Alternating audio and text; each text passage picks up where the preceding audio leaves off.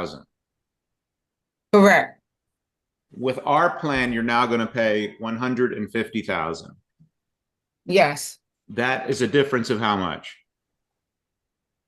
That's a difference of about 800,000, Okay. 750,000. It's a difference 750. of Yeah. seven. So going from what you had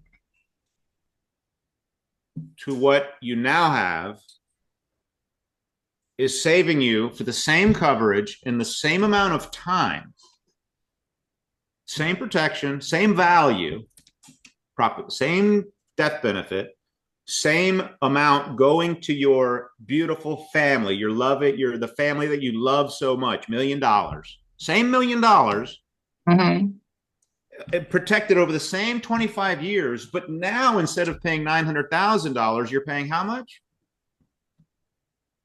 Oh, 150,000. 150,000.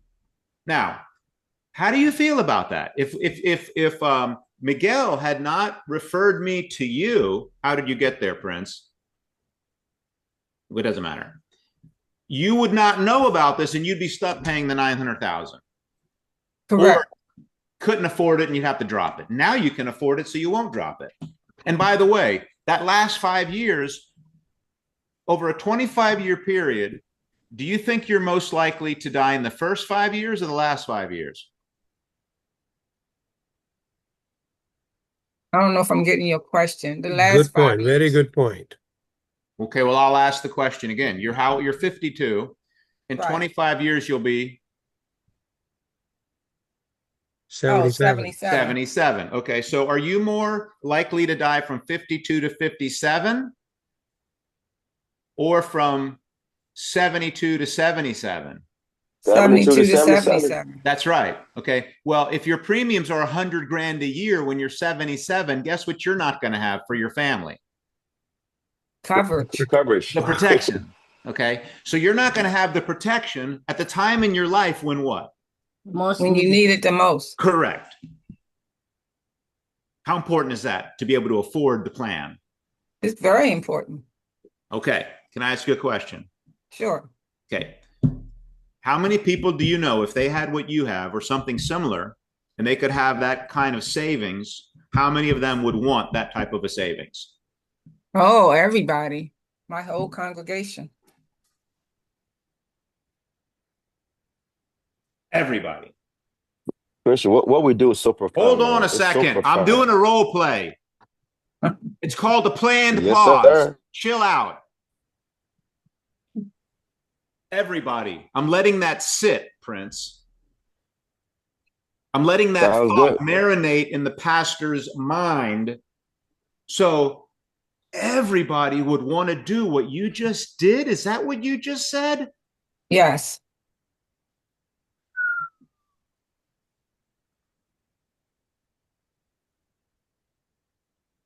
So everybody would want to do it. But how many people know they could do it? Probably none of them. So everybody would want to do it. Nobody knows they can do it. Well, sounds like you got a dilemma. You sound like you're in a big pickle, Pastor. You know what the pickle is? You know what the dilemma is? You know what the decision you have to make is, Pastor? How do I want to get this to my congregation? Yeah. Do you want to share it with the people who would want to do it or not? What do you want to do? Absolutely, I would want to share it. Can you come do that? Okay. I'll be happy to. If you'd Okay, so like, do you think they'd like to hear it? absolutely. Well, I think I can make myself available. How soon do you think they should get it? As soon as possible. Maybe we should have an emergency church meeting. And Okay, that's so called checkmate. And here's how we start the meeting. Friends, this is not going to take a long time. I just want to introduce you to my friend here, Prince. I was paying $500 a month for life insurance in over 25 years because I love my family, and we know we're all going to die and meet our maker, right? And we are all washed in the blood of Jesus, and we are all saved by grace and by faith, and we know where we're going. But because we know we're all leaving, we're all going to leave loved ones behind here. And I didn't want my family to do a GoFundMe when I'm out of here. So I had something called life insurance. And I was about to pay $900,000 of your tithes and offerings over the next 25 years to protect my family. And I met this wonderful man, Prince, and he showed me how for the same protection, I only have to use $150,000 of those tithes and offerings, allowing myself to use that extra $750,000 for kingdom building and not insurance company profits. What do you think about that, congregation? It's a great question. And I felt so strongly, and I felt so great about what this young man did for me, what this fine man did for me. I felt obligated. None of you are obligated to do anything, but I had an obligation to share with you what this man has helped me save for the same value, $750,000. And he asked me if I knew of any people who, if it was possible, that they would want to do the same thing. And I said, I think I know people. I think I do know some people who, if they could do that, save $750,000 for the same amount of value. I think I know some people that would want to do that. So therefore, I am obligated of, now I'm elaborating, okay? I'm making this sound like a Shakespearean play, I realize, okay? That's called Hollywood. Right, okay? Ace has a question. I know he has a question, but I want you to grasp the mentality of finding someone who you help, they know people, and then them taking you to see people instead of whatever the heck people do every day. Because you can get this, if you get this find somebody, help somebody, have them take you to see somebody mentality, and get off of cold calling and just understand we're not in compounding recruiting, we're in compounding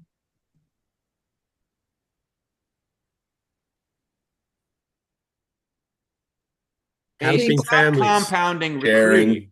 Ace, it's not compounding recruiting. Miguel, it's not compound recruiting. It's what?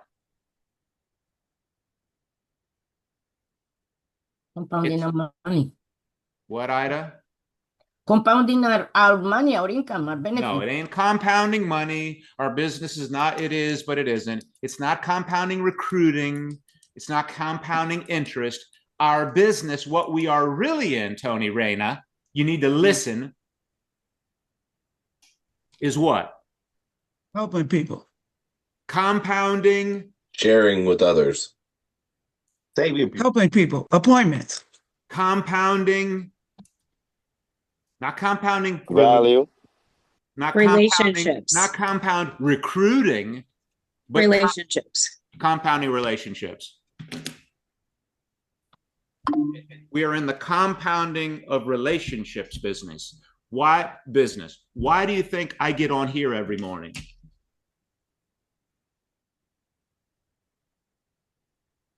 To build Relationships. relationship.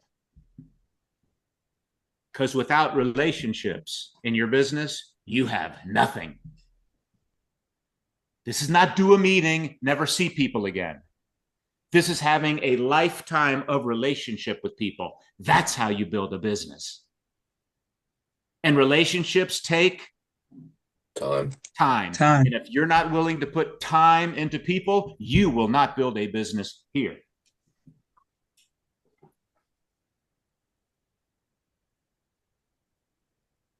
Not I get your IBA. I hope you make it. See you Saturday.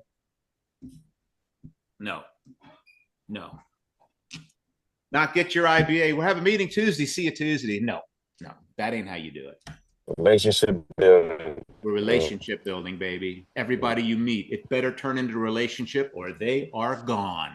That's right. Yeah. Good Hey, morning, Christian, everybody. you always say that. Good morning, everybody. This ain't recruit somebody and hope they make it. hope they stick, hope they're the one. Mm. No, you help them become the one every step of the way. And if you don't do it, they probably won't. Ace had something. Ace. No. It's fine. The moment is past. Oh, what do you say, Ace? No, I just had a question for Denise when she said a conflict of interest. I don't know exactly what part was Well, it. I can see that, Ace. With a pastor, you don't want to bring every Yeah. Tom, Dick, and Harry in front of your Right. congregation to sell Right. them some product. Right. And I was He gonna didn't have a problem with bringing me in front of the congregation. As a matter of fact, we are doing that. That's already scheduled. His issue was him being licensed with us Being and business. selling to his congregation. Well, I have, look, I'm not even recruiting him.